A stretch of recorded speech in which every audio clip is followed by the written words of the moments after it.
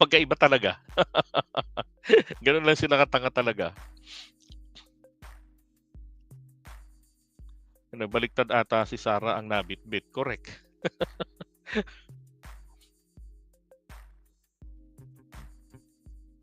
Sunog na sunog ang VP Sara po seat nila. Ang pinagmamalaking 32 million votes. Alright, pag-usapan natin yung kasunod. Ito ho, isa pang matindi. Ito ang sabi nila ni Robin. Ito dati na itong sinasabi ni Panelo, inulit na naman pala niya. Sabi rito, kapag pinakulong yan, si Vice President Sara, ito ay referring dun sa sa pagbabanta niya sa buhay ng Pangulo. Again, yun pong presidential decree noong 1977 ay umiiral pa ho hanggang ngayon. Ang parusa po doon ay kamatayan.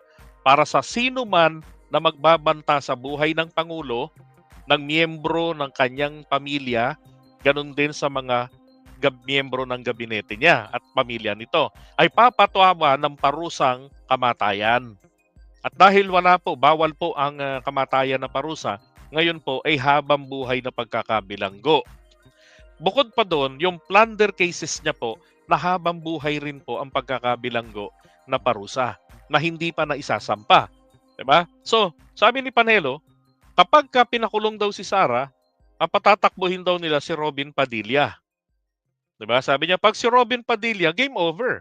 Pareho ni Inday Sara, game over din yan. Ibig sabihin po ni Panelo yata dito, paparusahan namin ang Pilipinas kapag pinakulong ninyo si Sara.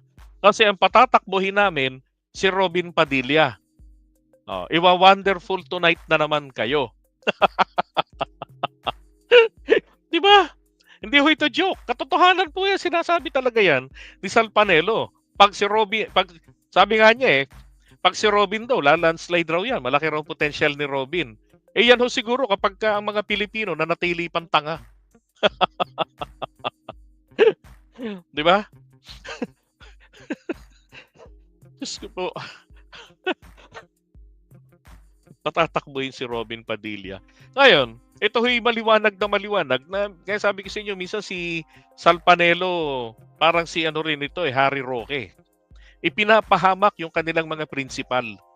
Di ba? Sabi niya, tingnan nyo, isipin nyo lang to tingnan nyo ang logic. Pag pinakulong si Sara, di ba? Pwede namang tumakbo. Kaya lang, sino ba naman ang boboto sa isang nakabilanggo? So patatakbuhin namin si Robin.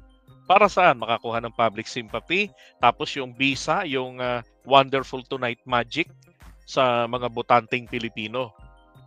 Alam naman ni Panelo na walang kakayanan, 'di ba, na maging pangulo si Robin Padilla. Pagka senador nga lang, wala hindi qualified So, ang mangyari, anong epekto nito sa bansa natin? Masama. 'Di ba? Masama po epekto nito. Kawawa po taong bayan diyan. Baka mamaya dumalo to ng mga international function, naka-robe, tapos walang brief. I-display na naman yung kanyang puting sili. Anak ng putya. Tapos pagka nagsalita, diba? Kala mo may lamang chewing gum dito. Tapos ay nako. Ay. Sabi ni mahinang vlogger, ang layo mo kay Badong Aratiles. Talagang malayo po ako doon.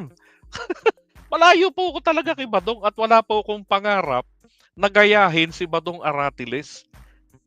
Nabalitaan ko pa nga yung kaso niya, 'di ba? Yung reklamo sa kanya. 'Di ba? Nako, inyo na si Badong. Tatak DDS. Shit. Ay nako, my God. Alright, so iwan natin ito.